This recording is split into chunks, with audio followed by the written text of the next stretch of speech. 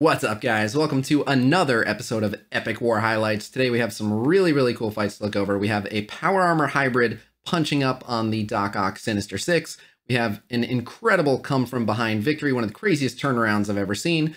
And we're going to end with a viewer submitted, really awesome 2 versus 5, 250k plus punch up. So let's get into it.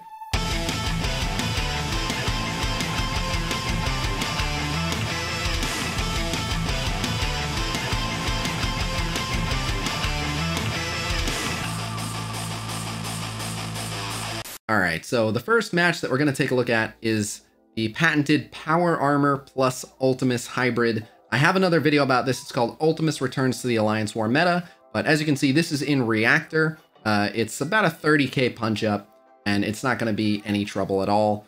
I'll explain as we're watching the fight. All right, so the main thing to take advantage of in this matchup is the fact that Ultimus gains speed and does a bunch of extra damage when someone has taunt. And so you can use Power Armor with the War Machine passive. That's really the only other T4 besides the Ultimus ult that you need here, is the War Machine passive, so you can get a taunt on Doc Ock. You'll see what I mean, but I failed the ability block on Shocker, but if you can get that, obviously it stops a lot of offense ups, but as long as everyone survives to the Falcon special, you're going to get so much speed that that's going to be pretty much it. So because Ultimus is still disrupted, you definitely don't want to use his ult yet, and mine was offense down as well. But now you have Rescue jumping in and giving all the Power Armor offense up. Everyone's getting immunity. So you're going to coat the team in defense down. She gets that 100,000 extra focus. And there's no reason to use that ult there because that person was going to die anyway. But you can use the War Machine AoE and the Falcon AoE to drop Doc Ock below 50%. And then, as you see, he gets taunt, and Ultimus will use that to get offense up and just absolutely erase him. And then once Ultimus has popped Doc Ock, between that and all the offense stuff AoEs that hit into a bunch of defense down, you're usually pretty close to done with the team. So as you can see, this wasn't a long fight. Again, I have a video that goes into this exact matchup in more detail called Ultimus Returns to the Alliance War meta, so you can go check that out.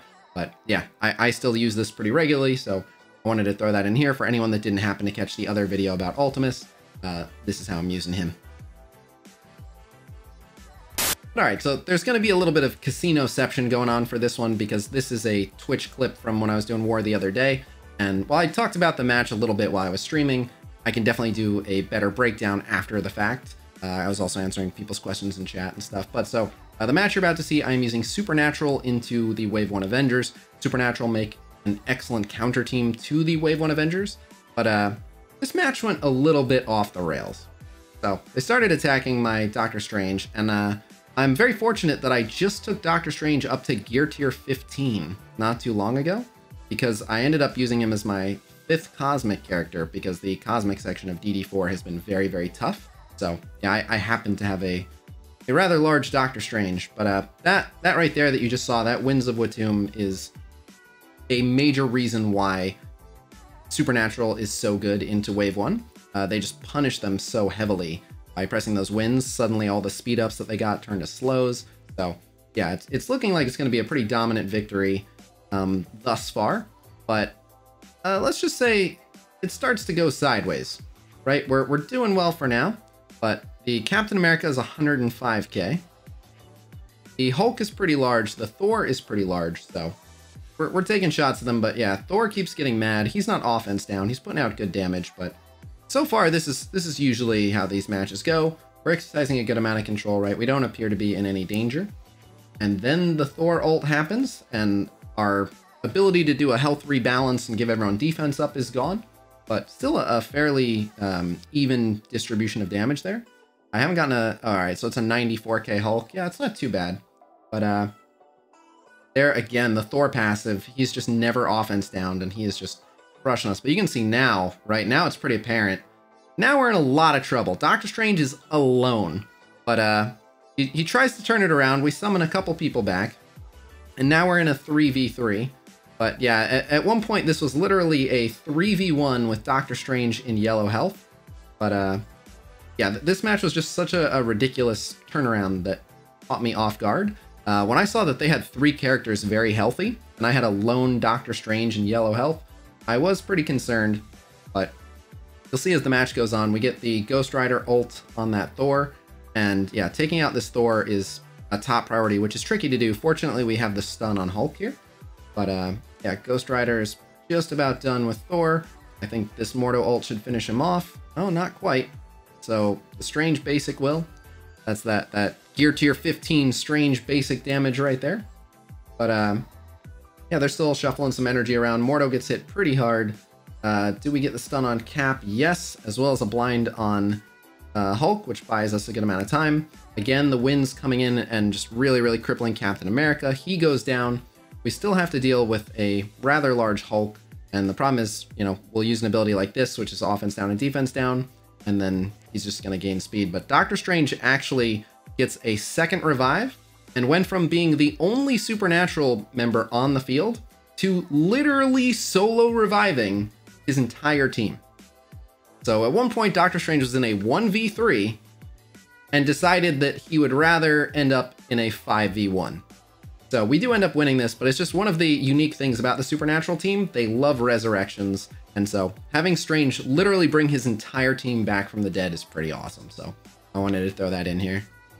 All right, and this final match that we're going to take a look at, as you can see, I have a screenshot on the screen, and this was submitted to me by a player named Ash from the Facebook groups. He's known in-game as Jax from the Alliance Thunderbolts Are Go. So huge shout out to Jax for sending this to me. But yeah, this I thought this was interesting enough to put in an Epic War highlights. As you can see, the footage that we're about to look at does not have this screen in particular. So fortunately, he provided me with a screenshot. But yeah, this is almost a 250k punch up in security. And if you're wondering like, all right, well, who else is gonna be on the team? No. This is a literal 2v5, almost 250k punch up. Let's check it out. All right, so the match starts. You can see they still have the defense down. So these are the opening turns. And it was a really good call to use these guys here because the team that they're facing does not do a lot of damage. Kree Oracle's not known for doing a lot of damage. Korath certainly does some. Minerva doesn't do much. Ronin's really there for his utility. And Thanos, when he's not with the Black Order, is largely a tank. So because they're not going to be taking too much damage, they're able to take lots of turns. But yeah, another thing I find interesting about this is that Thanos is 134k, and neither member of the Dad Bros team that Jax is using are even kind of close to 134k. I want to say the Shatterstar is like 100 and something k. We'll get a look here. Oh no, 81k. Oh my goodness, even lower than I thought.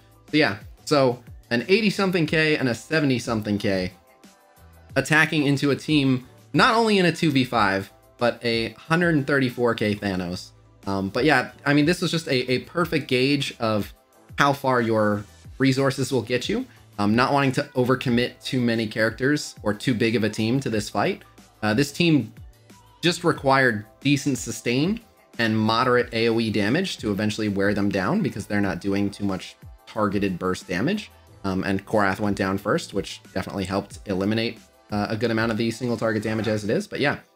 Anytime you can spend 2 characters to take out 5, especially if those 2 characters aren't breaking up another team to be separated from them. Yeah, this was just a magnificent use of 2 characters to clear out an entire room, basically. So yeah, this was perfectly done. I thought this was pretty crazy. If an Alliance mate of mine had asked if they should take this fight, I would have told them, no, it's too dangerous. But this didn't even look close. Even in security, it was just an absolute sweep. So yeah, shout out to Jax from Thunderbolts Are Go. This was awesome, man. Thank you for this. All right, so there you have it. That concludes this week's episode of Epic War Highlights. Thank you guys very much for checking it out. As always, please let me know in the comments below which of the matchups from this episode you found the most interesting or exciting. And also feel free to request in the comments which teams you guys are having trouble with, and I can include more footage of different teams that can be used to take them down. Yeah, let me know what teams you're struggling with in the comments below as well, and I'll try to get those included. But otherwise, again, thank you very much for checking out this video. Please be sure to like, subscribe, and howl at the moon. And that's all I've got for you, so I will see you guys real soon. Until next time. Peace!